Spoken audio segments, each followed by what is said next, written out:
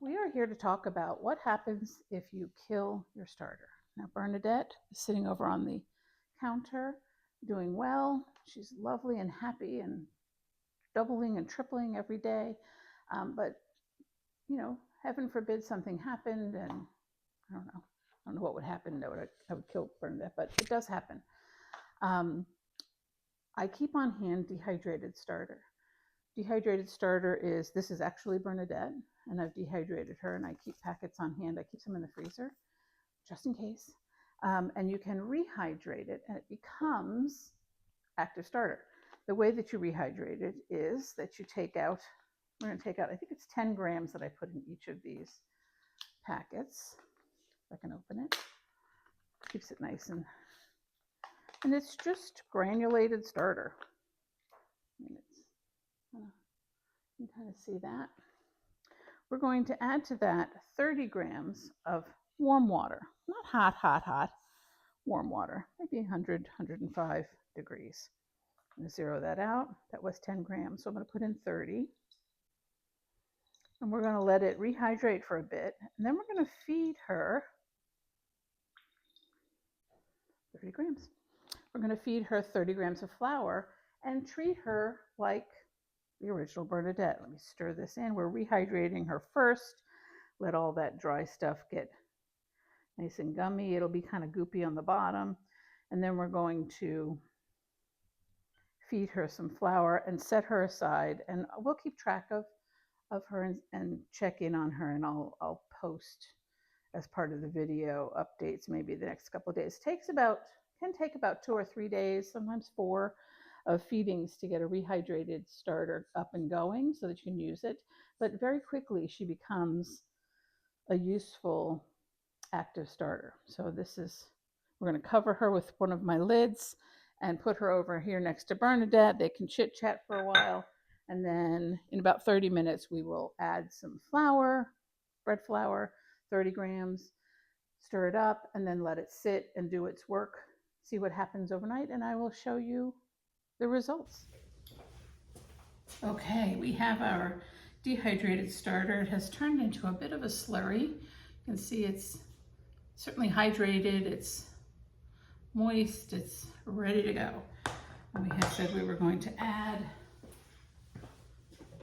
it was 30 grams of flour because it's got 30 grams of water. I need to get the flour, so sorry. And we will let it sit for overnight. Maybe bubbly by tomorrow, but we'll see. We'll check it out. Turn that on. Add 30 grams. Remember, it was 10 grams of dehydrated starter, 30 grams of warm filtered water, and it's going to be 30 grams of bread flour. I use bread flour for all of my starters. Some people say you don't have to. It's a higher protein. I feel like it just gets a better effect. So we're going to stir this in. We're giving her something to eat. I'm going to see how dry it looks. I might add a little bit of water to moisten it. I want to make sure it's easy enough to eat since it's at the beginning. You can see it's pretty dry. So I think I will add a tiny bit of water just to give it a little chance to moisten up a little bit since it was so dry to start with. And then we are going to let that go, put a cover on her, and see what happens by tomorrow. And hopefully she'll have some bubblies going, and over the next 2 or 3 days, she'll get more and more active, and we'll be able to use her as active starter. And that's how we, in case we ever kill our starter, that's how we reconstitute and have useful product, right? And so we are here ready to check our dehydrated starter. This is just the second day, so I fed her once, and I would not say fully ready to use yet. Kind of gummy, kind of pasty. We're going to discard most of her and then refeed, and we're going to, like I said, it could take a couple of days. I'm going to get rid of this. I'm not going to put it in my discard because it's pretty much flour and water. It has some, you can see some of the bubbles, but not a lot. So I'm going to get rid of most of it. I'm putting it into a Ziploc because I'll throw it away. Really, there's no use for underdeveloped starter. It's pretty much what it is. So I've got a little left. I'm gonna do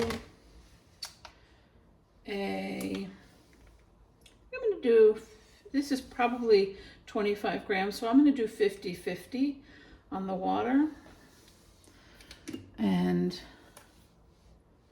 flour. So I'm gonna put 50 grams of water. Stir it up nicely. And then I'll put 50 grams of flour. And just kind of get that stirred in as much as, you can. It's not the end of the world if it's not totally stirred in. But we want to distribute it so that it's not all in one place in the starter that we're making. So that's good. And then we have our bread flour, so we will zero that out. Put in 50 grams of bread flour. And we'll let it sit till tomorrow. And we'll hopefully get to see a little more bubbly action, a little more activity.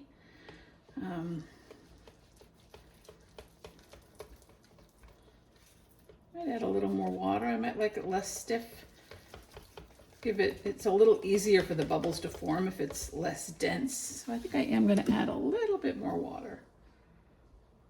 Just a glug. Again, this is rehydrated starter. It's just the second day. We fed it once, now we're feeding it twice. We'll give it another 24-hour period. See how she looks tomorrow and go from there. I think it's pretty well incorporated. All right, and we'll throw away this extra.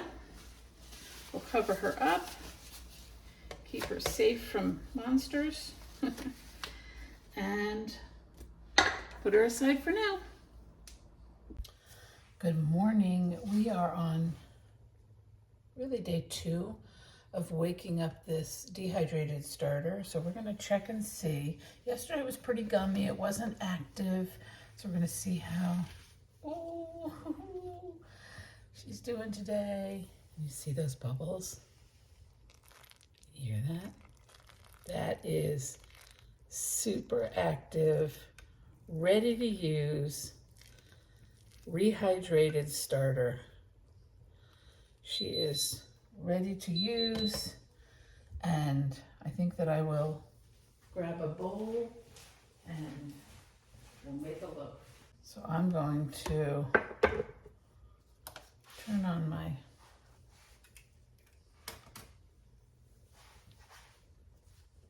scale. We're gonna try to pull out 100 grams. See how close we get. Oh,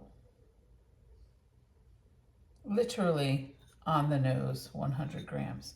I have enough left to keep her going as a starter if I wanted to. I don't though, because this was really just to demonstrate how you rehydrate. I'm gonna add her to Bernadette actually. We'll use this for a loaf in a little while. Put it aside for now. And that's looking good. It took 2 feedings to get it up and running from a dried starter to ready to use. And I'll post a picture of the loaf that it makes so that you can see.